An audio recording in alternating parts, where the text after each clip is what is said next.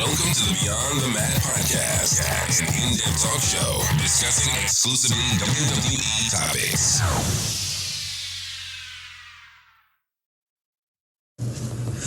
My name's Rick Boogs, and I came to rock with the Beyond the Mat podcast that is beyond the M-A-T-T podcast.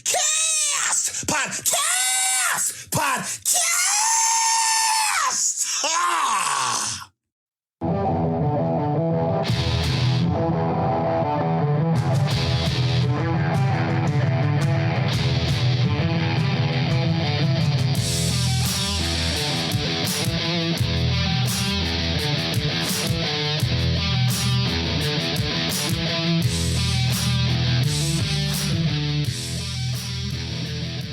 All right, everybody, welcome to Beyond the Mat for an extra mailbag special episode where we're going to be addressing some of our fan questions that have been emailed to us.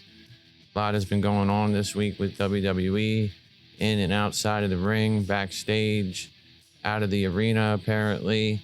And we got some questions from some fans who are interested in what's going on.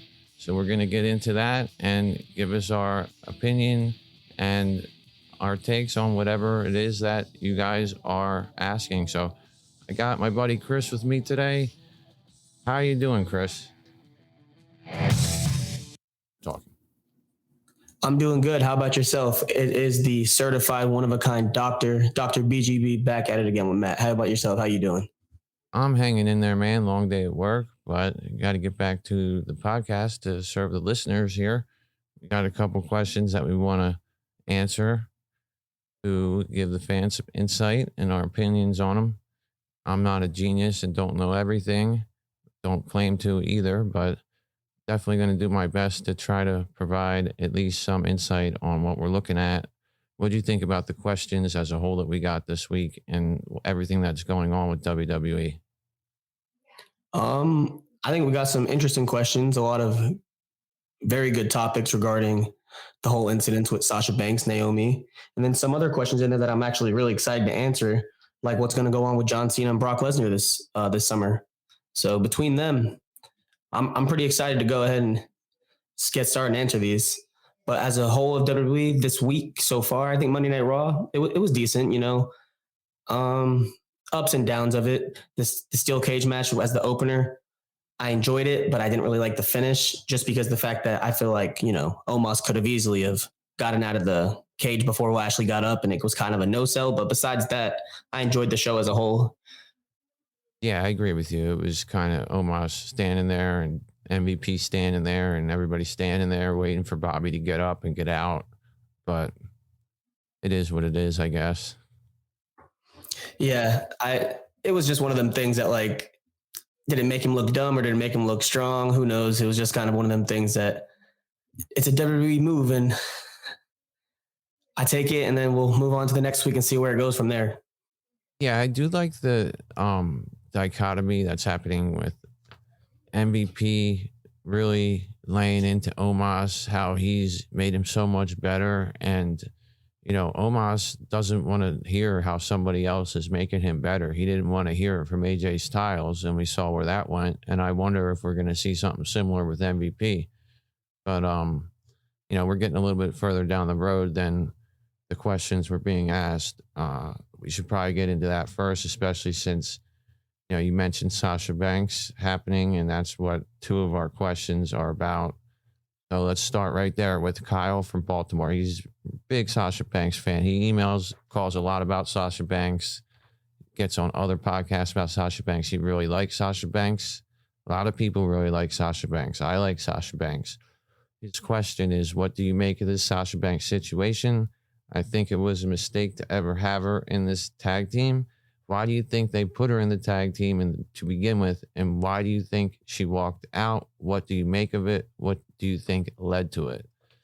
Now, there's a lot of different answers to this, I think. There's a lot of different things floating around, a lot of different information and misinformation going out there.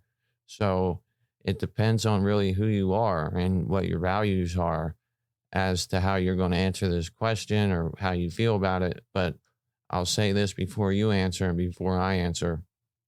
Everybody's different and everybody's got different feelings about things, and nobody's feelings about things or opinions about things are wrong as long as they're something that makes sense or they're not something that is, degrading to somebody else. So while some people may take the side of WWE, some people may take the side of Sasha Banks. I choose to take the side of nobody because I don't know everything yet. Just people have different values, and it's important to keep that in mind with something like this that's very polarizing. We have a really highly acclaimed lady star walking out during a live show. That's a big deal, regardless of what it stemmed from. So, what do you think about the question here, and how would you answer it? Why do you think that they did this with the tag team, and what do you think led to the walkout? Well, I believe that they did this, formed this tag team for one reason. They didn't have anything for Sasha at WrestleMania or for Naomi or the other women involved. So I feel like they wanted to give Sasha Banks her moment. Everyone knows she hasn't won a match at WrestleMania yet. Give her that, spotlight. And really, they just went from there and they let her win the titles with Naomi. And going off the fact that, do I think it was a mistake to have this tag team form? I don't think it was a mistake. I think it was the correct thing to do with what they had for them. Honestly, I think, what else were you going to do? Not have Sasha at Mania or have her in a women's battle royal? It's like, which do you prefer? Now, I think she should have been in that spot where Ronda was in. That's what I believe that would have happened if Ronda Rousey never came back. But besides that, yeah, I think it was a good move by WWE to have her finally get that win at WrestleMania that she really needed and deserved. Let me ask you this about Ronda Rousey, and because I agree with you, and I believe that, I've heard from people and I've looked into it. Rumor had it, and I think this is the way that they wanted to go. This is the reason why they do the draft the way they do. They put people on certain shows for a reason. Sasha got put on SmackDown, and Shotzi turned heel on her at a SmackDown show that I was at just after the draft. Shotzi fought Flair for the title while Sasha rooted her on, and then Shotzi basically beat up Sasha after the match. And I do believe that Sasha was originally planned to be the WrestleMania opponent for Flair, but then she was nursing an injury for the longest time. She was nursing it into the Royal Rumble. They put her in the number one spot coming out, which is a prominent spot to be in, even if you're not going to go the distance and win it from there. Being the number one person to come out for the Rumble, you get a big pop and you're in the spotlight for a minute. But they protected her there, got her out of there after 10 minutes. But they did treat her like somebody important in that respect. And then with the tag titles, they wanted to do that to give her something to do that would be a big moment for her, given the fact that she hadn't won up to that point at WrestleMania. So they give her the tag title thing, and that gives her something there. And that's what she gets instead of the Rousey thing, which they didn't give her because they wanted somebody who they felt was more reliable at the time. Right or wrong, they felt like Sasha was possibly going to be dealing with some kind of injury, and they didn't want to commit to doing a WrestleMania feud with somebody who may be limited. I don't know if that's right or wrong, but that's why she wasn't in the place of what Rousey was in against Flair. I don't think it's necessarily Rousey came in and took her spot. I think it's more that they weren't confident she'd be healthy to do that and do a main event women's match. And it'd probably be better for her to do an 8 women's match that she can be protected in a little bit. And that's why that went down. I don't think Rousey was brought in because they thought Sasha wasn't good enough or something like that. And I know that's not what you were saying. I just wanted to clarify that I think that she was going to get that main event spot instead of Rousey before she started having issues with the injuries and things like that. But anyway, go ahead with what you were saying about it. Yeah, so no, I agree with you, with her rehabbing that injury and just getting over that. they didn't want to put all that pressure on her to be able to go ahead and have a long-term feud with someone like Charlotte, maybe. But now, why do I think that they had the walkout? I just think that after looking at some reports and, there's a lot of speculation about why it happened. And in result, I think it was a creative control issue. I think that Sasha didn't like where they were going and they made the tag titles not look relevant. And they've been trying really hard to make these tag titles seem relevant again, because God knows the tag titles disappear for months at a time once a new champion's crowned, because they have nobody to face against. So I think that they did end up walking out, because I've seen that Naomi was going to end up winning the match, and then they were going to have Naomi versus Bianca Belair, and then over on SmackDown it would have been Rousey versus Sasha Banks at the next PLE. Now, why do that whenever you have a tag title? They already have the tag titles. They didn't need to have these singles matches. I think it was just a little excessive. They easily could have built storylines on different people. And like at the last minute, look what they had to do. They had to pull the trigger right away on that Becky versus Asuka match, which I think they were trying to save and push that down the line a little bit. Yeah, I agree with you, man. I think that part of the problem here is that WWE was trying to satisfy something for Sasha, who's notoriously, or at least reportedly notoriously difficult to work with backstage. Does that make her a bad person or someone who deserves anything bad coming to her? Absolutely not. There's a lot of people who have that approach in their professional career. They're going to be sort of difficult to work with because they are important, they feel important, and they want to be treated important, and that's fine. So they put her in the Rumble spot. They give her the tag titles because they have nothing else to give her. They have nothing else for the women at WrestleMania, so they throw all 8 of them in this match. And really, to me, it feels more like they do these things on a whim because they need ratings. We need Sasha Banks on here, so let's give her the tag titles. If we give her the tag titles and have her and Naomi going show to show, it'll give us a ratings boost. And so they sold it to Naomi and Sasha as something that they could embrace and help grow. And they even, going into Monday, they wanted to pursue a tag team feud with Doudrop and Nikki ASH. And they were in that 6-pack challenge, and they found out that they would really have no interaction with Nikki ASH and Doudrop whatsoever, other than Naomi pinning her at the end. As you said, Naomi was set to go over. Sasha was somehow going to end up going over somebody to end up getting a opportunity at Rousey's title at the PLE. So we'd have both tag team champions in main events at the PLE fighting for titles and putting their titles on the back burner. And evidently there was no creative plan to follow up with the tag belts after that. So it makes what their work was doing to them feel insignificant. From WWE's perspective, they're just pulling things out of their ass to try to get people to tune into SmackDown this week, to tune into Raw next week, to get better ratings on the pay-per-view. They get a low rating on SmackDown. Vince panics and wants to do this differently and that differently. And that, when you do that and you don't take into account how it affects the talent, wrestlers in this case, it can have an effect to them where it feels like things that they've done up to that point are insignificant and they feel used. And I think that's what happened here. I think Naomi and Sasha feel like their star power is being used. And from one side of the coin, I understand where they're coming from. From the other side of the coin, I understand where WWE's coming from. Sasha and Naomi are both employees of the WWE. They have a contract that they signed, and they're paid millions of dollars for it.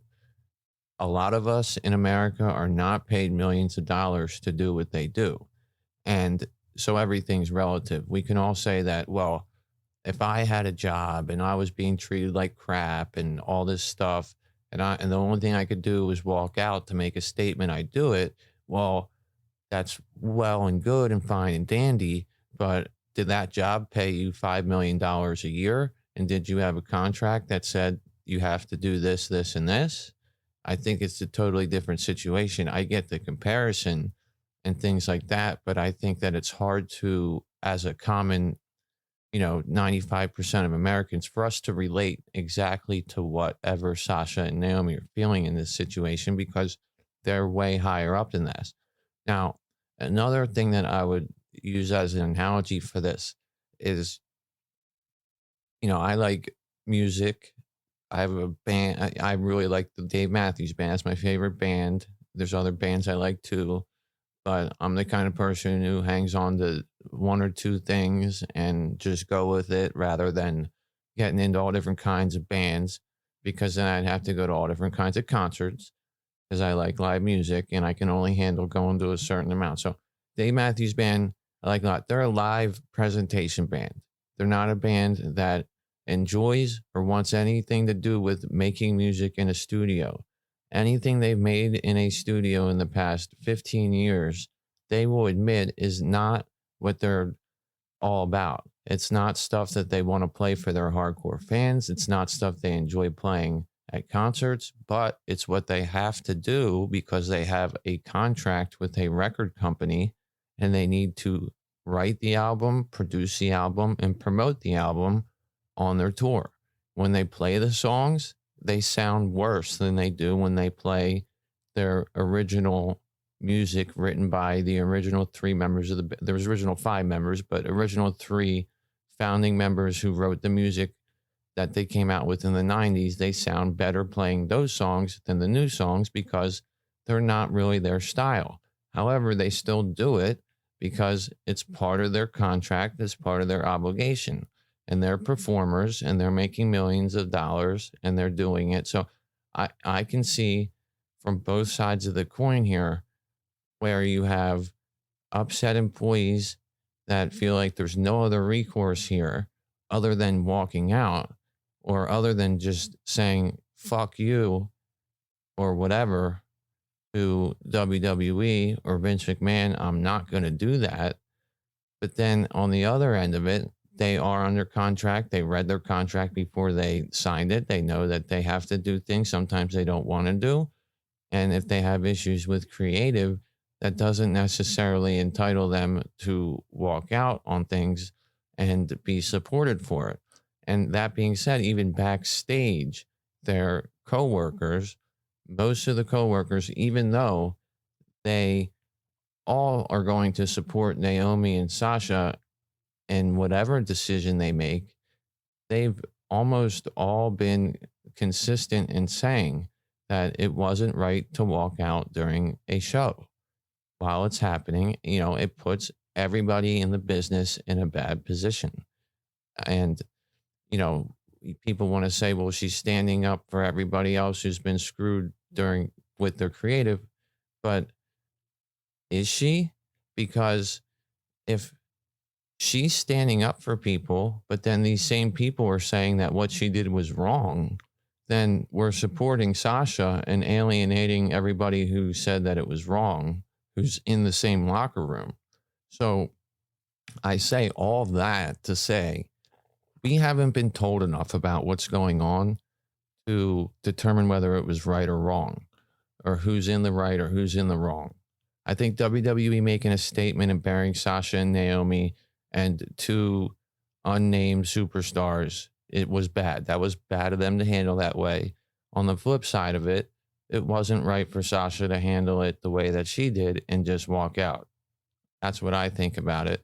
Now, what led to it is everything I said. I think that they hotshot these things to try to gain ratings, and they don't think about the work that their talent has put in to do the creative they've already given them. And somebody like Sasha Banks, who, regardless if you want to say she's difficult to work with or not, she's a great star. And I think at this point in her career, she feels like she should have some sort of control over her creative. So I think that that's also part of the issue. She's somebody who says, I'm Sasha Banks. I'm on Vince's level. She said that before. So, that's just my take on the whole thing. It's hard I can't pick a side on it, and I don't have enough. If somebody shows me something egregious that happened, then it's a different story. But all we've been told is that there's been ongoing, issues with creative ideas, and that this is how it ended up boiling over into, with them walking out during a Monday Night Raw taping. And that's basically what led to it, in my opinion. I don't have much else to add to it. Do you have anything else to add to this whole situation? No, I think you knocked it right on the head of everything. Sasha's one of them people that I know she's had incidents in the past, and she believes that, like you said, she's on Vince McMahon's level. And whether or not, let's be honest here, that's her boss. And that's like the bottom line. I agree with everything you just said. She's getting paid millions of dollars and she's under contract. She reads the contract. She knows exactly what she's required to do on a weekly basis. So with that being said, I think that not that she's in the wrong, but she's definitely not in the right, if that makes sense. Yeah, exactly. I mean, she's not in the right for walking out. She's not in the wrong for having the feelings she has about whatever is going on. But we will find out more definitely soon about what's really going on as time goes on, and we can enhance our opinions that way. But I just think that, and listen, I don't want to sound like a WWE dick sucker here or whatever. I don't want to sound like that. I also don't want to sound like somebody who doesn't believe in people's freedom. They should have freedom and, shouldn't be bound to just do everything WWE tells them to do if they don't agree with it. But at the same time, there's a way to handle things. Like, listen, I do work under contract for all kinds of people, for private communities, for private people, for the government, for the city, the state, whatever. And I get contracts and I look at them. I'm like, are you kidding me? Like this, I don't do this. I'm not doing that. But then I look at the price and I look at it is in my wheelhouse, my realm of expertise. And, I have a family to feed, and so I accept the contract, and I have to do X, Y, and Z that I think is beneath me. I think is pointless. I think it's ignorant to ask me to do it, but I know that I'm getting paid to do the overall scope of work of the entire contract. And so while I'm not getting paid millions of dollars and I'm not on television, it's still sort of the same scenario where I'm having to execute a contract and do work that I don't really want to do or think is important or think needs to be done. But I'm doing it because I have to get paid for it. And it'd be unprofessional of me to say, the heck with this, I'm not doing it. So I do think that walking out is unprofessional. I don't think we had to be reminded that they were unprofessional all night long by everybody on WWE, the commentary and everybody else. But the statement by Laurinaitis was too much. But like I say, it's one of those things where depending on who you are, you're going to have a different view on it. But at the end of the day, I think we can all agree that Sasha Banks is somebody that we need in WWE or we like in WWE. She's an asset to WWE. And this whole thing wasn't handled well by either side. And I can only hope that it gets worked out in a positive way for them. Other people are thinking that this could be a work to try to, bring attention to the women's tag division in WWE. I think that's a stretch. I don't know. Do you have any thoughts on whether this is actually a work? I don't think it's a work. The only reason why I was first iffy about it is because, WWE did end up posting something on their Instagram, and the fact that they acknowledged it like throughout the night and kept like reminding us like what happened, it kind of made me think like, could this be a work? Because when was the last time they acknowledged something like that, But honestly, I think this is real, and I don't think it's a work.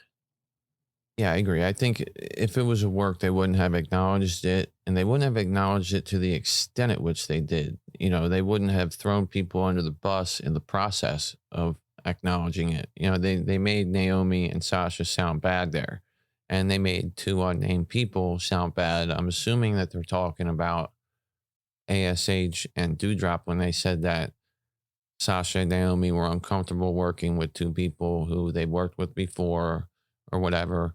That's not true. There's no way that Sasha Banks and Naomi are uncomfortable working with Doudrop and Nikki ASH. And now, could they have meant they didn't want to work with Belair and Rousey? I don't understand that one. But I also don't understand why they would even have the idea to go babyface versus babyface. Let's throw Naomi and Sasha Banks into these championship matches when you have Lynch and Asuka right there for Belair. And on the other side, you could have Bailey or somebody for Rousey. You don't need Sasha was happy doing the tag team stuff. And she was making it feel more important. I kept saying over and over again on every freaking podcast, Sasha Banks and Naomi are actually bringing some legitimacy to this division. And what happens the next freaking week? They walk out on it. So now it's not them. It's not their fault they walked out entirely because I don't know everything. Like I said, it could be for any reason.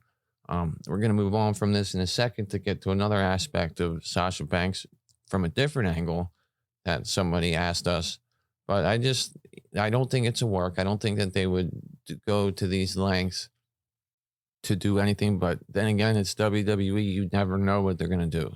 You know, there's still people that think that the screw job was a work. There's still people that think that all kinds of things were a work. But nobody's saying that Stone Cold Steve Austin walking out back in, whenever it was that he was supposed to put over Lesnar in the King of the Ring tournament, nobody ever says that was a work, and it wasn't. And I don't think this is either.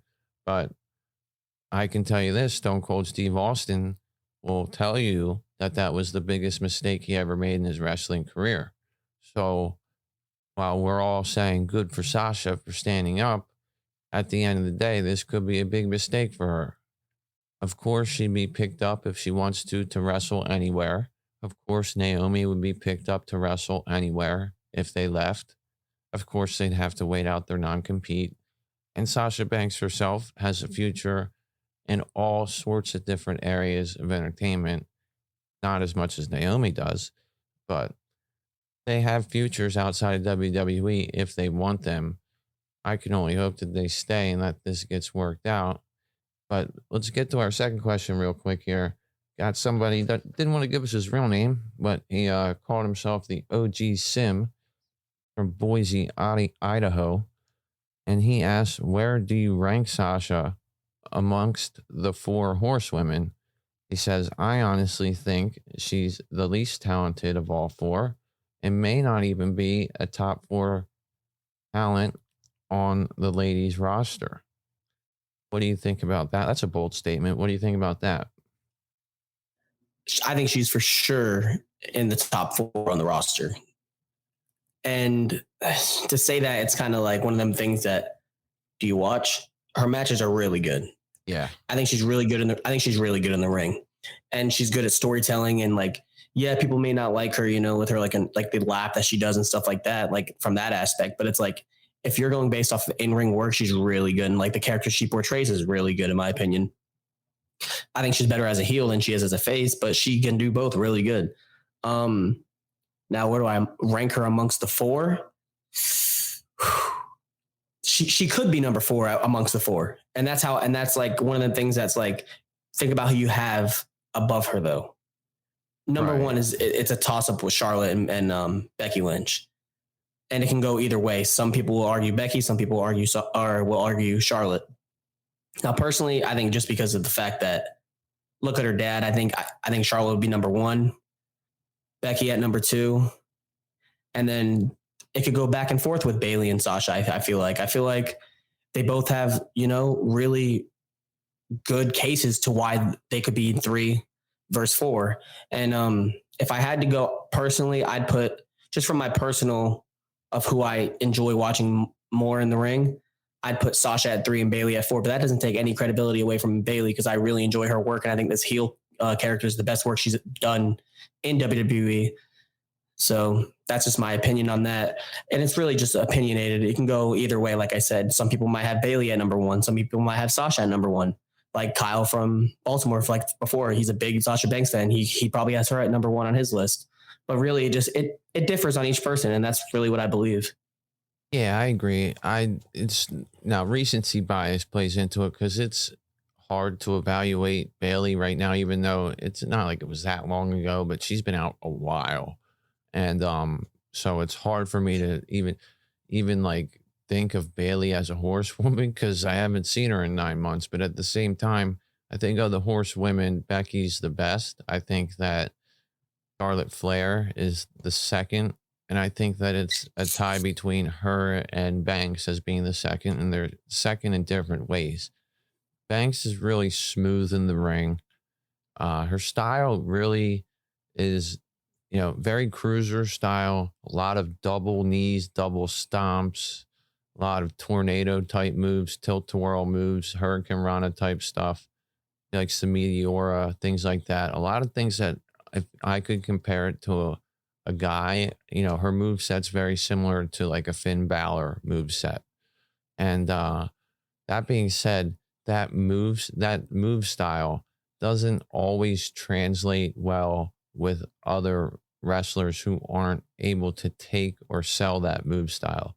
So there are times where she's in the ring doing something impressive, but her opponent is making it look sloppier than it needs to be. I think her herself is a top-notch in-ring performer. And me putting Becky ahead of her is just because I'm a Becky Lynch fan. Like you said, this is an opinion here. So I only put Becky ahead of Sasha because I think Becky just checks every box. She can work a good match with just about anybody. It looks good. She cuts good promos. She does the characters well. I really want her to get back into the babyface area so we can stop seeing her try to get booed, because nobody wants to boo her. Flair is just, the consummate veteran heel. She's very good. There's things about her. There's things about her that are boring, but there's also things about her that are excellent, and her in-ring, the thing about Charlotte Flair is she's somebody who people don't appreciate as much as I think that they need to. And when she's gone, they will. Because look at the people that they're bringing up underneath of these ladies. They have Aaliyah, Shotzi, Raquel Rodriguez looks pretty good, but Carmella, people like that aren't even close to Sasha and to Bayley and Flair and Becky. And I would put Bayley forth as a horsewoman right now just because I haven't seen her in a while. Although I am a huge Bayley fan and I hope she comes back this Friday. I was hoping she would come back last Friday because I was at SmackDown. She didn't. But no, I think she belongs in the, she's one of the top four. Certainly, maybe even one of the top 2 or 3. And in the ring, of course, is what I'm speaking of. Now, on the mic, I honestly find her to be somewhat annoying, but that's just on the mic sometimes. She's, as an in-ring worker, you really you'll be hard-pressed to find somebody better than her. And for that matter, Naomi's very close to the top of my list too. I think Naomi's outstanding. We've seen her work outstanding singles matches. She had that great one in January with Flair for the title that she lost when DeVille was still messing with her. But I think that, both of them are very good. Sasha is a great performer. Some people might get the impression she's not if she's in the ring with someone that's a little bit green and sort of has to walk them through the move sets. But I don't see anything negative to point at with her. When I see her in the ring, I get impressed. So I don't see how you could say she's not good in the ring. Do some things look sloppy? Sure, but they do in everybody's matches at times. So she belongs in the top 4. And really, outside of the top 4, Naomi belongs close to it. So that's my opinion. Do you think anybody outside of the 4 horsewomen is better than Sasha? No, I don't think so. Like you said, Naomi's really good, and she's really she's up there for me as well. But besides that, it's maybe we can't forget about Bianca Belair. She's really good in the ring too, and so it's she could maybe squeeze in, not squeeze into the 4 horsewomen, but I think she could easily be up there with them all day. Yeah, Bianca's definitely a top-notch performer. And in my opinion, she's the face of the company and should be right now. You know, she's the person they need to have on the posters and, you know, all that stuff because she's a homegrown talent. They've had her since NXT, college athlete, worked her way all the way up in WWE. She's now the champion. And, you know, they felt that putting her in the match with Naomi would make her stronger after winning. In my opinion, it doesn't do, I mean, of course it does because Naomi's a good competitor, but why the hell wouldn't you just use Becky Lynch, who wants the rematch, and Asuka, who's back in the picture now? And that's, you know, those are, Asuka's another one who's not a horsewoman, who's definitely very good in the ring as well. I'm not a huge fan of the cosplay character she plays, but that's that, you know, not everything's for me. But yeah, I think Sasha is definitely a skilled in ring performer. I don't think there's any debating that. And outside of the four horsewomen, there's not really anybody better than her. You can, you know, roll the dice, and with a picture of Sasha and a picture of Bailey, a picture of Becky, a picture of Flair, whichever one it lands on, I wouldn't be mad at you if you picked that one as the top horsewoman. But she absolutely belongs in the company of them, in my opinion. You got anything else to add to this one? No, I think we're all good. I think we covered pretty much everything and how we feel about the standings. And like you said, I love that analogy between the roll of the dice. You roll that dice, any one of them pop up, I'm not going to be disappointed at all on who's going to be the face of the company. Yeah. Or even champion. I mean, this guy thinks she's not any good. This is what I think. Who the hell do you think you are? All right, who do you think you are? Who do you think you are dissing Sasha Banks like that? All right, so we got Jackson from Little Rock, Arkansas. He's hearing that rumors of Brock Lesnar and John Cena coming back during the summer. He wants to know what kind of program we see them working. Will it be a title shot? Do we see Roman Reigns involved with either of them? I personally don't see Roman Reigns involved with either of them. But I'll save my prediction for a minute. I'll let you go ahead. And what do you think about Brock Lesnar, John Cena possibly coming back, most likely coming back, and what they will do? Now, Brock and Cena, two of the biggest names of all time in the company. Now, if they do come back for the summer, I have high hopes for both of them. I honestly believe that they're going to do John Cena, Austin Theory. Well, Theory now. But the reason behind that is he's getting that same treatment that I believe John Cena got in the beginning. John Cena came in, ended up winning the United States title. Austin Theory ended up coming in. Vince's handpicked new boy of the company. And honestly, I think it would be good. He ended up winning the United States title, and they could even have a feud for that. I know people might be thinking now, John Cena coming back, that's a big deal. But what other way to have John Cena pay his dues by them putting over who they believe is going to be the next star of the company? And Theory in his own right, I love his in-ring work. I think he's really good. Now for Brock Lesnar, it can go one or two ways. It all depending on if Brock comes back as a face or if Brock comes back as a heel. Now, if Brock Lesnar comes back as a face, there's one person I would love to see him go against, and that would be Edge. And I feel like they could really work that out, having the attacks on Brock, you know, considering the fact that as of right now, you got Damian Priest, you got Edge, and you got Rhea Ripley. And by that time, I believe there will be a fourth member. So that's my take on if Brock Lesnar comes back as a face. Now, if Brock Lesnar comes back as a heel, there's only one person you can even think of. And for everybody out there, it should be Cody Rhodes. Cody Rhodes, Brock Lesnar. I think for one, that will be money. For the main reason of we haven't seen it.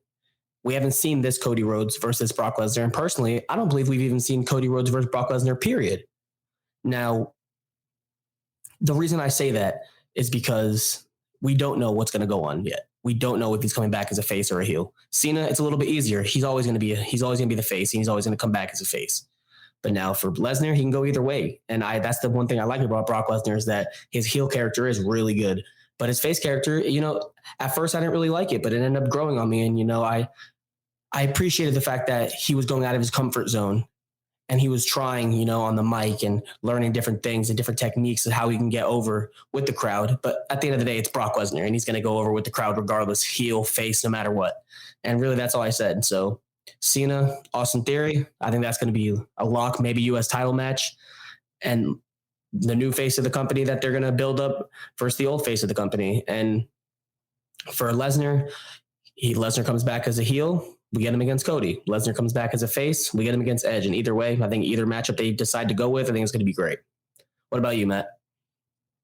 I mean, I don't know if you're in the same, just so everybody knows, you're in Florida, right? Yeah, I'm in Florida, yeah. Yeah, I'm in Delaware. And my answers are identical to yours, and you have not seen mine, and I haven't seen yours. I think Brock Lesnar comes back most likely as a baby face because that's what he left as, and his Edge Judgment Day is going to judge him. But if that doesn't happen and he comes back as a heel, which I honestly think he's better at playing a heel, even though, we all enjoyed seeing him do the babyface thing, and he did it well, man. For the longest time, Lesnar, I couldn't stand him. Like, he's a part-timer. He never really stayed around, did the house shows, did the work for the business that he should. He was a champion that was never around. I don't like that. I don't like him throwing the belt at Vince and, all that stuff. I didn't like the way that he always had to be booked to just kick everybody's ass, and it would cause, basically nobody to be able to become champion while he was there. However, he did the job this last time, and I'm proud of that. I respect the hell out of him for that, for letting Roman Reigns beat him basically with a spear and not even like demolishing him in order to win. So all that being said, if he comes back as a heel, it's going to be Cody Rhodes, because he's going to say, you want a championship? That's great. I want one too. I was the last one to have it before Roman Reigns took it from me at WrestleMania. You got to go through me. And maybe, just maybe, he's in the Money in the Bank ladder match and Cody's in it too. And so he doesn't necessarily have to be a heel, but he can have the interaction with Cody in the ladder match that, I think Cody should have to beat Brock Lesnar to be able to get to Roman Reigns. I don't know if that's going to happen, but, obviously he's not going to be facing Seth Rollins for the rest of the summer. So they're going to have to line up strong opponents for him. And Rollins is one of the top guys they have. So who are they going to go to next? So it certainly could be Lesnar. Lesnar facing Edge or anybody in Judgment Day would be great. Honestly, I'd like to see Lesnar as a babyface put over Priest, but he would probably face Edge because Edge is basically only going to be wrestling pay-per-view matches now. And then Cena, that's an easy one. Everyone's calling Theory the next John Cena. It's been heavily rumored that match is going to be next year's WrestleMania match, but I just think they're going to bring him back to strap the rocket to Theory's ass now, and that's what we're going to see. Cena's a busy guy, and they don't know if they can lock him down for WrestleMania. If they can lock him down for the summer, I would do it now with Theory. There's no reason to wait. And on top of both of those things, the reason why I have those two answers is both of them need to stay as far away from Roman Reigns in the title picture as they can. We don't need to see Lesnar and Reigns again. We've seen that to death. They did it. The program leading into WrestleMania was great. Match wasn't as great, but they've had good matches before. They've done everything they can. We don't need to see those two monsters messing around with each other anymore. We definitely need to see somebody else with one of those titles, because Reigns is walking around with both of them and not defending either.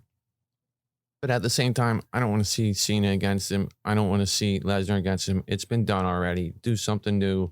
Bring these guys in to put over your younger guys or to solidify something that you're already doing. And that's what would happen if they had Lesnar versus either Judgment Day or Rhodes, and what would happen if they had Cena against Theory? They'd be elevating the talent they have on the roster. And to me, that's the biggest plus of bringing in part-time star power, is doing that. So I totally agree with you. I don't think there's too much more to elaborate on that. Do you have anything else? No, that's all I have on that. We pretty much are in sync. So Yeah. So let's see if we're in sync on the next one. Josh from New Haven, Connecticut. He asks how we see the tag unification match going this Friday at SmackDown. And in addition to that, he wants to know, do we think it'll be a long-term solution if they do unify the titles? Is it going to happen on SmackDown? And is it going to follow up at the pay-per-view? So first things first, I'm just going to say that it's happening on SmackDown because Fox wants it to happen on SmackDown. And that's what I got to say right off the bat. That's the main reason why they're not doing it at the PLE. And from my perspective on how I think the match is going to go, this is going to explain it, why it's not going to happen on the PLE, because I think that the tag unification match is going to end in a disqualification. I think RK Bro is going to have the upper hand towards the end of the match, maybe have the match even won, and then all of a sudden Roman Reigns comes in and spear to whoever's maybe going to go for an RKO and looking to the end of the match between Orton or Riddle. And then I think Roman Reigns is going to interfere in the match, or even Paul Heyman. It can go either way. One of them could interfere with the match, but I believe it's going to be Roman Reigns. And a big part of me believes that because of the fact that we've seen Riddle hit Roman with that knee last week. So I think it's going to be Riddle's going to go for the pinfall, have the match won, and then Roman's going to either be at ringside, maybe, I don't know, or maybe even make his way through like the barricades or from the regular entrance from the ramp and come in and interfere in that match. So then the bloodline won't lose the titles. And then after that, you don't see a follow-up to it occurring at Hell in a Cell? See, I could see a follow-up occurring, and maybe they put it inside the cell so Roman can't get involved. That's a possibility, but I want to say, like, as of right now, no, I don't think a follow-up's going to happen. Maybe we get like a singles match between Orton or Riddle versus Reigns, but this is all in debate on if this happens tomorrow night on Friday Night SmackDown or not. Right. So I feel like by tomorrow, I'll know I'll have a stronger opinion on which way I'm going to end up going. Yeah, so I see the unification match ending in a fucked up finish like you. I think it's going to be a finish where there's either a no contest or Usos actually win, except the Usos win because of interference, and that causes Randy and Riddle to say that's not fair. We want our unification match at the pay-per-view. And then we get one in Hell in a Cell, and it goes in the cell so that they can't have the interference occur at the pay-per-view. That's my creative mind thinking. However, my creative mind thought this was a great idea for Backlash, and they took it away from us, and now they're doing it on Fox, which I completely agree with you, is 100% Fox saying, whoa, we don't want to do this. You can't do this on another network. You need to do it on our network. And so that's why it's happening here. I don't really want to see Sami Zayn be the person that interferes in it, but that's possible. I also think that it's possible Roman Reigns could interfere and then be barred from ringside if there's a match at Hell in a Cell because of the fact that he's not even scheduled to be on Hell in a Cell. So it's easy to write that one in. As far as the unifications happening, like regardless of when the match occurs or if a team wins, I don't see it as a long-term solution. I just see it as something they're doing to bide time, get ratings, keep things interesting while they have Roman Reigns not defending his titles. They need something that feels important on the men's side. And this is basically what they're doing, which is funny because they treat the tag titles on the women's side like they're basically nothing. And then on the men's side, they're unifying the two tag titles like it's the biggest thing ever. And so, you know, it's just interesting the way that we know that WWE really doesn't care that much about tag team wrestling, or they'd have a better tag team division. You know, the tag teams they do have are good, but there's not enough of them. But I do, you know, the match is going to happen. I don't see them being unified this Friday because I see interference or a schmaz finish. And then I think it's going to follow up with a match at the pay-per-view. And I can't tell you which way that one's going to go, but I have a feeling the Usos are going to end up winning the unified titles, and it's going to lead to a singles match with Riddle and Reigns, or Orton and Reigns, or a triple threat with all three of them, because Riddle hit that knee to the face on Roman, and Roman, has to get the next hit on him. So there's you saying about the spear coming out of nowhere in this match definitely is something that could happen. I think we're going to see RKOs happen out of nowhere. Everyone's on the ground. Cole's going crazy. McAfee's going nuts. We're going to have unified champions. This is amazing. And then the head of the table comes in and wipes out everybody and folds Riddle like a lawn chair with the spear, just like he did in the 6-man at Backlash. That was for nothing. That's how I see it happening tomorrow. And then who knows what will happen for the pay-per-view, but I don't see it as a long-term solution because they need to have tag titles on both shows. Even if they don't have the divisions for it, they need something to make the tag picture seem important on both shows. Now, the Usos, they can't just have everybody going back and forth. The networks aren't going to have that. So whatever they have to do to throw together teams together and bring up some people from NXT, whatever the hell they have to do to build the tag divisions, they're going to have to do, because I don't see the unification being something that's going to last long. Same as I don't see the unification of Roman's titles lasting forever. I just think it's something that right now they're leaning on because they know they're limited without Reigns.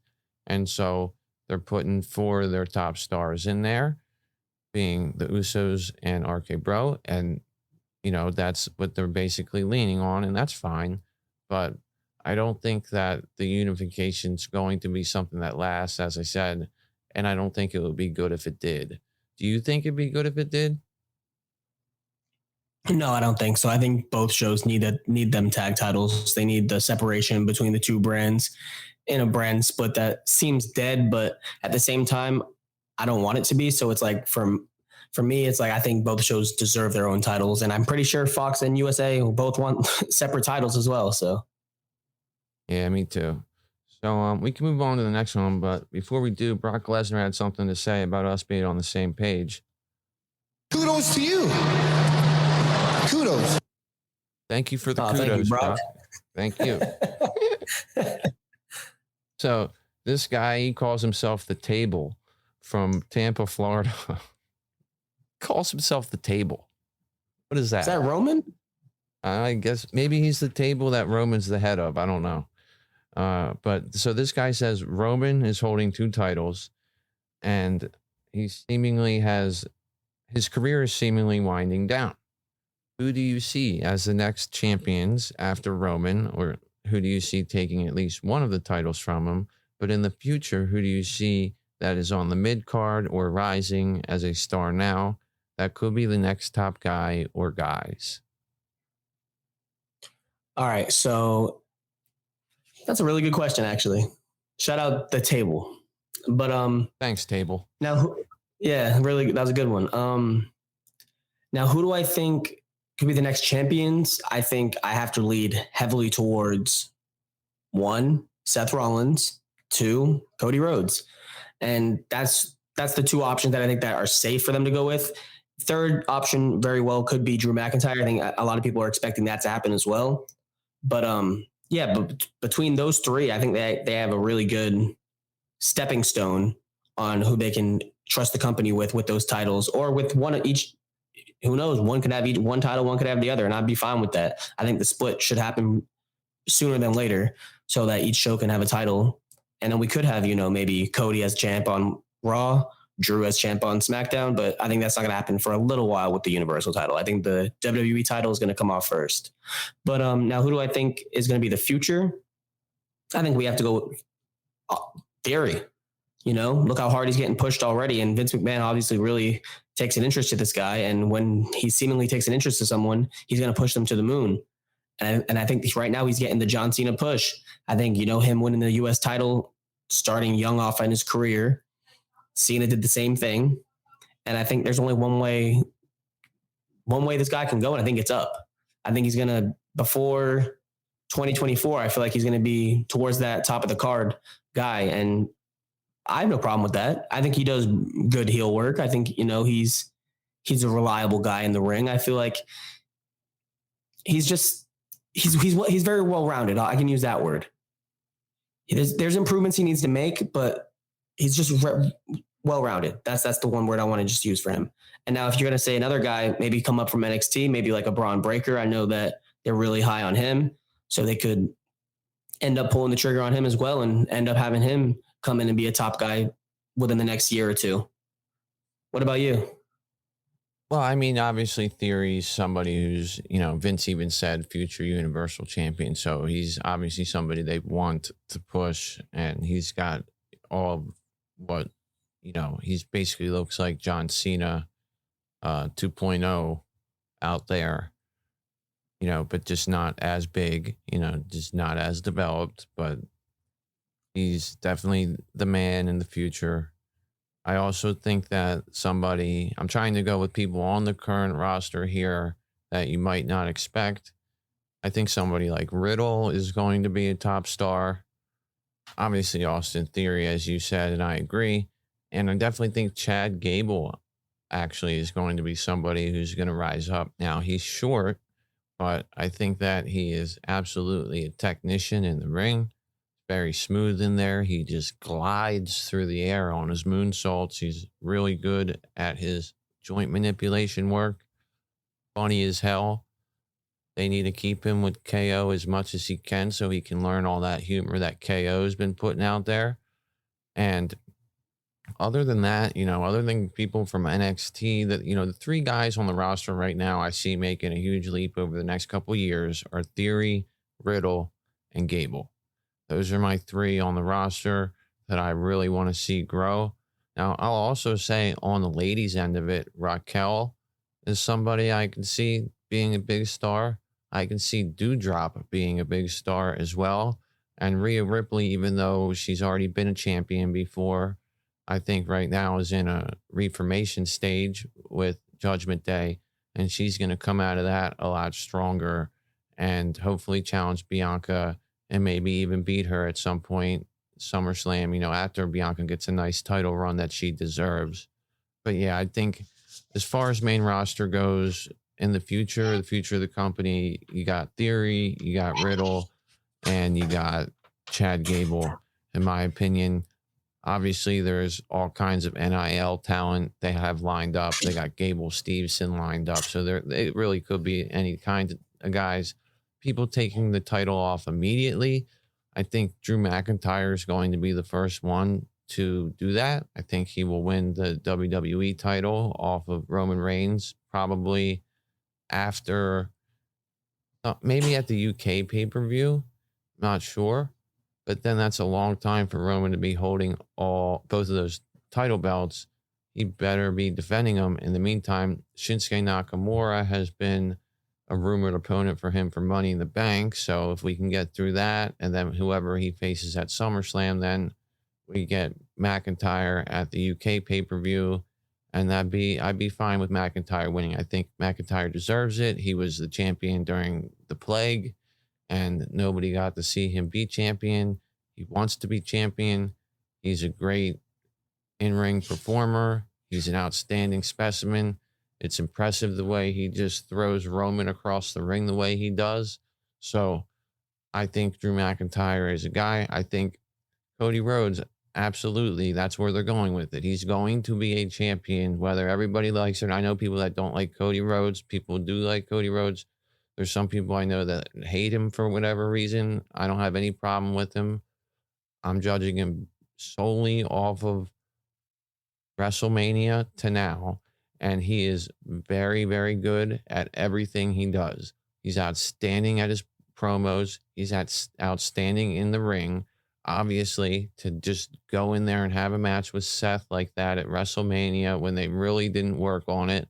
And then since then, he's done nothing but improve upon that with Seth in the ring. So I think that they're moving in the direction of Cody being champion. That's why they're doing this with Seth. They're heating him up. Then he's going to get fed to another heel, have to deal with that. And then, he'll get his title shot somewhere. And I think that he will win it. I don't know which title he'll get. I think the one he's after is a WWE title. And that's why I think that's the one that has to come off of Reigns first. Plus, Roman Reigns' reign is long because of the fact that he's held the Universal title so long.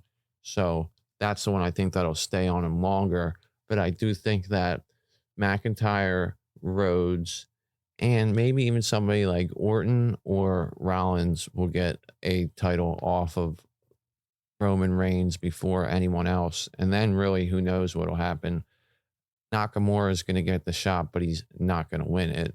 And, Riddle could get a shot, but I don't think they're ready to give it to him or, ready to make it seem believable that Riddle could beat one-on-one Roman Reigns without the help of Randy Orton. Maybe if Randy Orton's in Riddle's corner, Riddle has a chance. But, back to the main question, who do we see in the future? Those three guys, and then who we see taking it off him. I think McIntyre, Rhodes, and Rollins. Got anything else to add to that one? I like the fact that you added the women into the mix, like by giving your opinion on them, and there's one that I really want to see achieve a lot of things, and that's Liv Morgan. I'm big on her. I feel like she's really improving in the ring. Her promos do need a lot of work. I feel like they're all scripted, and it's like she's reading it right off a piece of paper. But if, she can maybe hang around AJ Styles and Finn Balor for a little bit, I feel like she could improve a lot. And now, besides Liv Morgan, I'd like to see Toxic Attraction, come up from NXT and do some damage on the main roster, because I feel like they're getting good in the ring too. And then you have Mandy Rose, who already has that main roster experience, and she's going to be even better by the time she gets pulled up on the main roster. And then the last thing I have to say is, like, I agree 100% with either Drew, Cody, or Seth. But now this is just as you were speaking, I was thinking of like a long-term thing. What if we got McIntyre win the WWE title, gets drafted back to Monday Night Raw in the drafts, because I know it's going to be coming up October-ish. And then what if after that we get a few months down the line, who knows when, we have maybe McIntyre drop the title to Seth, and then Seth versus Cody at Mania again for the title, and that's when Cody finally wins it. If he wins the Money in the Bank, he says, you know what, I want to challenge Rollins, and he's going to do it like that, which I don't want him to do it like that. I'd rather just have a straight up cash in. But that could be a cool outcome as well. Like, I was just thinking of future booking after you said all that, and it just made me think about the long term. That's actually a really good long-term plan. It would make a lot of sense that, Rollins wants that title. He got cheated out of it at Rumble by getting choked out, and Roman not letting go of the hold. That was a DQ. Seth really won, but obviously you don't win the title in a DQ. But yeah, bringing that full circle with Seth and Cody at WrestleMania is actually a really, really good idea. And I would actually be all for that. The Money in the Bank thing that you mentioned, I'll touch on that for a minute. We've heard maybe they're changing things. Cody said, whoever wins will main event WrestleMania. I honestly think that there's not much to that. I think really that's just Cody implying that whoever wins this will have a shot at winning the WWE Championship or Universal, whichever one. And if you do that, then you most likely will be main eventing WrestleMania by that time. I don't know. I don't think it's something where all of a sudden the Money in the Bank person's going to have to wait 8.5 months until WrestleMania or whatever it is.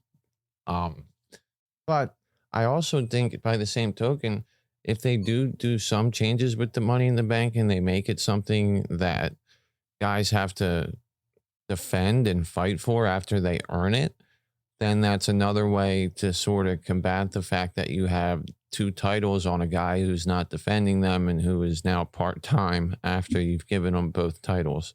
So, but we can talk about Money in the Bank another day. I do think that I see Cody winning that briefcase, but then again, the cash in is something more of a heel move to do. And one of the reasons why I'm not against them changing the Money in the Bank stipulations is because we've just seen the cash-in so many times. The surprise cash-in with the guy that we really want to get pushed but never gets pushed, and the fans go nuts and all that stuff. And we've also seen the cash-ins by people who don't need to be cashing in. You've seen Brock Lesnar win money. Brock Lesnar does not need to have a Money in the Bank briefcase to get himself a title opportunity. He can just beat everybody. You know what I mean? So there's parts of Money in the Bank that I think are getting tired, but at the same time, it's something that so many people like. It's very exciting. It's an element that whoever invented it, is a genius for putting in 6 men in a ladder match to earn a briefcase for a title opportunity. In fact, I think that was Edge's idea, or he was part of the person who created it. But that's what I see with the title picture. And yeah, with the women, I just felt that we'd be remiss not to mention some upcoming women. And of course, there's plenty of them in NXT right now that could come up and do a great job. I'm excited to see that. In fact, our next question is about the women. From Bruce in New York City, he says the women's division seems weak and without depth and direction. What do you guys think they will do to make sense of this? And what feuds make sense for them to get through the summer? Who could return to challenge for a title who isn't already here? See, this is a question that I was like a little confused about because like I think that the women's division is at the top of its game. It's like you may not like who's champion right now between Rousey or Bianca, but it's like I really believe that right now is the women is outshining the men sometimes. And it's like the fact that like Bruce is saying that it's without depth and direction. It's like, yeah, they may not have a direction right now, but look at the long term. And that's how I like to do. I look at the long-term fact on who's on the roster. They have a lot of big name stars right now on the women's roster. You got your Sasha Banks, you got your Bianca Belair, your Becky Lynch, your Charlotte, your Ronda Rousey. Like, whether you like these people or you don't, these are big name stars that the WWE has. And now, like, what feuds do I think is going to go through the summer? Well, I'll answer this first. I'll say that who do I think is going to return? I think Bayley's going to return real soon. Sooner than later, hopefully, too, because, I've missed seeing her in the ring, and she's a really good heel, and she's really good at promo. She's really good in the ring. She's just a solid all-around performer. And with that aspect of things, I'm just thinking of, the direction they're going to go for SmackDown, I feel like all the way it's going to be Ronda Rousey versus Bayley at SummerSlam. And now for Raw, it can go one or two ways. At this next premium live event, we have Asuka taking on Bianca Belair. It is face versus face, yes. But down the line, I think that they could drag this out. Maybe Asuka gets her title match at this pay-per-view. Becky gets hers at Money in the Bank. And then maybe it comes full circle and we get a triple threat match at SummerSlam. Asuka versus Becky versus Bianca. Either they can go that direction, or now you have a heel Rhea Ripley. They can easily go in that direction and have them start to have Judgment Day go ahead and start doing things to Bianca down the line after she's over this feud with Asuka and or Becky. So I think, I think it's in good hands. I feel like the women division, and I don't really agree with the fact that you're saying that this is, they don't have the depth. They don't have the good storylines. I feel like if you look long-term, they're going in the right direction, and they're only going to go up from here because the creative control over the women, I feel like it's really good, besides the fact that what just happened with Sasha and Naomi. Yes, we've talked about that already, so I won't even go down that rabbit hole again. But besides that, I love the direction they're going. I feel like the competitors are getting stronger. The challengers for the titles are getting stronger, and that's really all I have to say. What about you, Matt? Well, first of all, they have... Belaca, you stupid idiot! Her name is Bianca Belair! They have Bianca Belair, as the champion right now, about to face Asuka at the pay-per-view. Becky Lynch is very much involved in that feud still. She lost the number one contenders match because she got poison spit in her face. I very much expect her to say, I deserve to still be in that match because Asuka won by spitting shit in my face. However, Pierce could easily say, you were about to hit her with a freaking umbrella, so what's the difference? But I think that Becky's either going to get involved in this in a triple threat way to add the heel component to that match, or it'll just be Asuka and Belair. Regardless, we're talking about three of the best women's wrestlers in the world right there in one feud. So I don't agree that they are a weak division.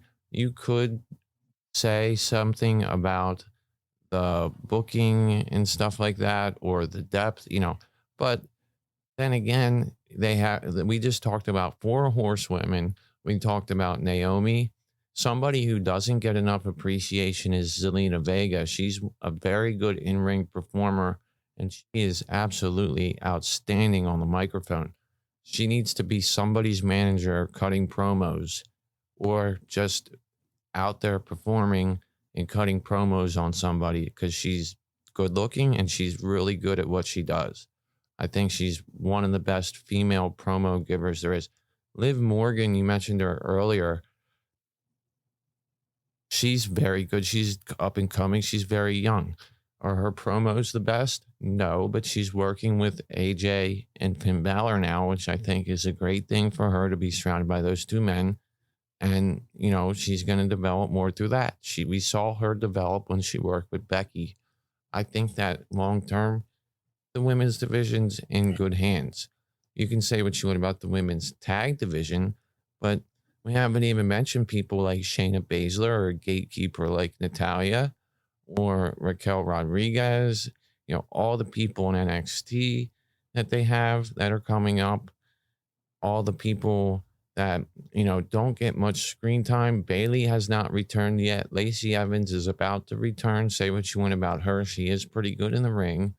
And so I think that they have a good depth. I think they'll continue to develop it the way that they are. They're going to keep using their top heels to develop baby faces, as they did with Becky developing Belair the way she did. And, Becky developed Doudrop, Liv Morgan, and others throughout her whole title reign. Becky did a good job.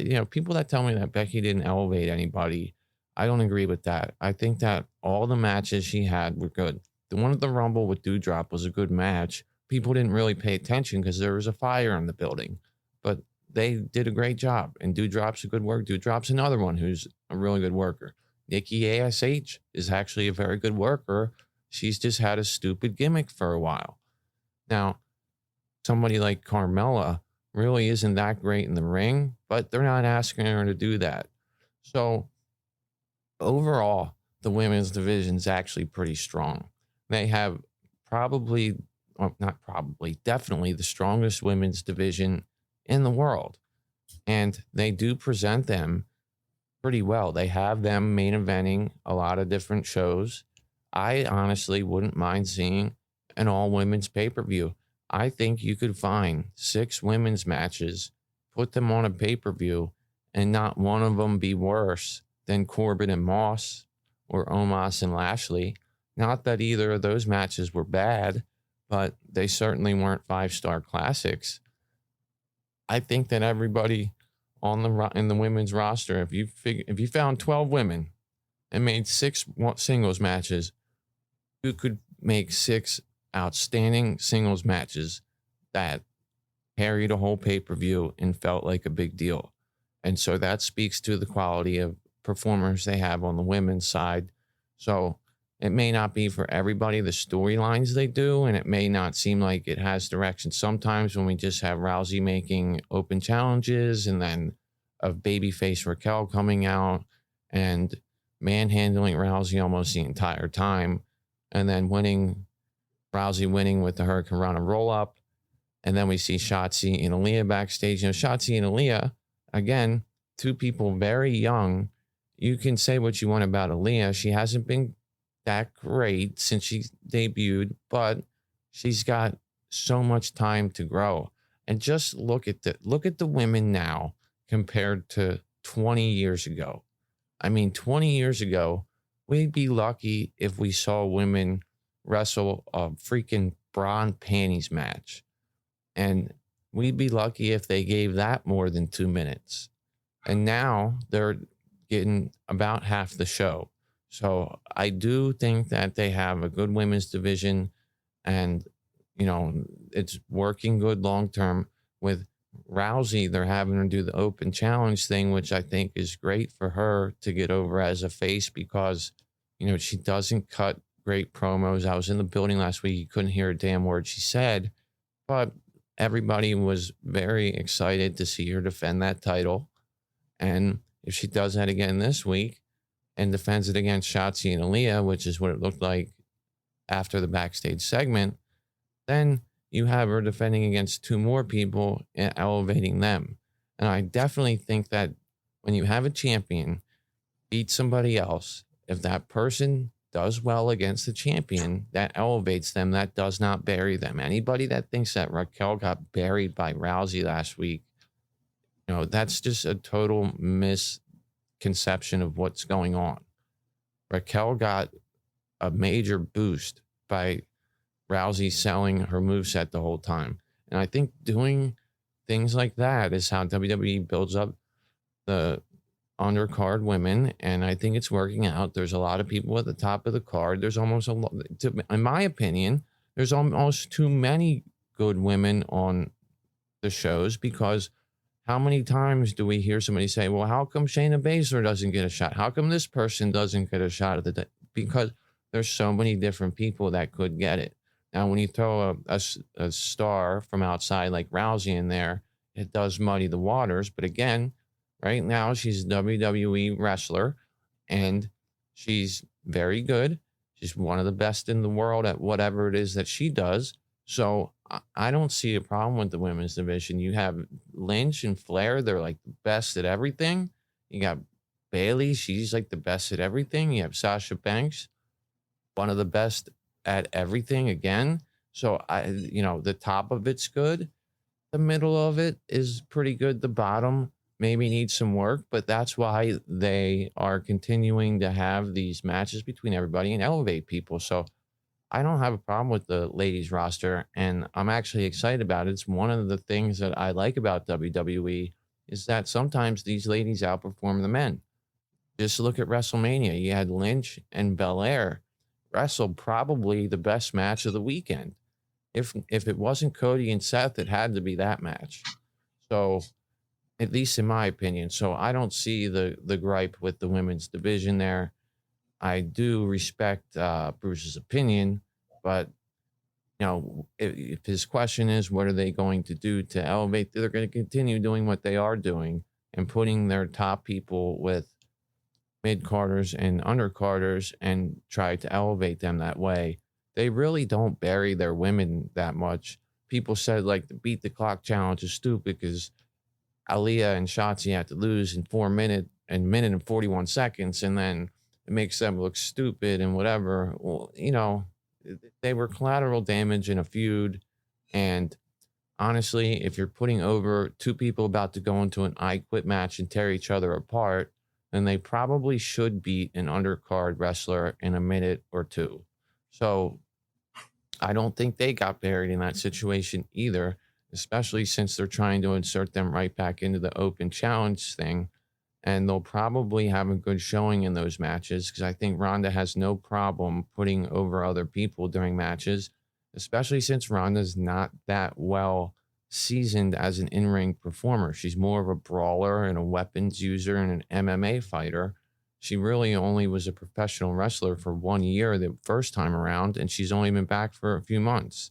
That's why she was in a tag match at the Elimination Chamber. That's why the match at WrestleMania really probably wasn't as good as we thought it would be. And that's why they went to an I Quit match, so that they could use all these outside things and not be confined to the ropes of the ring. So I think the women's picture's in good hands. Some direction sometimes confuses me. Obviously, it's a little bit weird that they were doing what they were doing with attempting to put Naomi against Belair and Sasha against Rousey at Hell in a Cell. And their thinking was, well, we don't want to do Asuka or Becky now because that's a bigger draw and we want that at a bigger pay-per-view. And that's another reason why Sasha got pissed off, which I don't blame her for.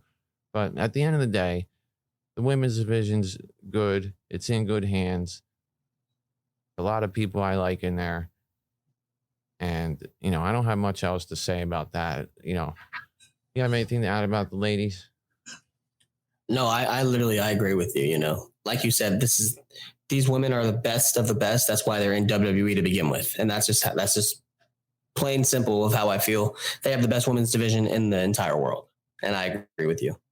Let me just start this off and just say, thank you. All right. But not a thank you to whoever sent that message. I'm just kidding. No, we appreciate the message, Bruce. And hope we provided you with some insight there. No, we didn't totally agree with what you were implying. But like we say, each to their own. Everybody's going to have their own opinions on things. And I'll never tell you just for asking a question. So you got anything else to add to the fans, Chris, before we get out of here?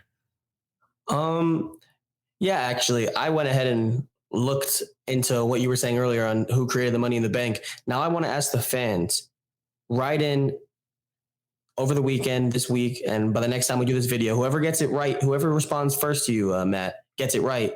How about they go first next week on the show? They get their question read first. All right, sounds good. Email us at matt@beyondthemat.com. Give us your answer to that question. Repeat the question one more time, Chris, just so listeners know what it is. Who the inventor of the Money in the Bank contract was. All right, so if you can tell us who the inventor of the Money in the Bank contract was, we will prioritize your question on next week's mailbag. Remember, email matt@beyondthemat.com or hit us up on Twitter @BeyondMattWWE. Also, follow us on all podcast platforms. We're on Apple, we're on Spotify, Anchor, you name it. And we also now have ads running through our shows. So if you would like to have an ad-free experience, please subscribe to our Patreon. It helps us out a lot. And you'll get an ad-free experience, access to our Discord server. You also will get some merchandise for free every several months that we send out, and be able to participate in other things, be able to guest on our show. I do have an independent wrestler that I met earlier today who's going to be coming on the show at some point when he's busy or when he's not busy. Don't want to impose on what he's doing. He's actually wrestling some matches nearby in New Jersey. So it would be cool to have somebody in the independent scene on to chop it up about wrestling. But like I say, everybody, give us a 5-star rating and write a review if you could, and follow us because it helps us out. And the Patreon is the way to get rid of all these annoying ads that are probably playing in the middle of all of our sentences. Do you have anything else to add, Chris, before we head home? Nah, just join Patreon. It's a good time, and you'll be able to talk with us in the Discord. All righty. So that's all we got tonight, guys. I think I'm going to go to the nearest nudie bar and have a drink. All righty. Take it easy, guys. Remember to hit us up, and we will see you tomorrow for SmackDown. Thanks for listening to Beyond the Mat. Remember to subscribe so you don't miss a show.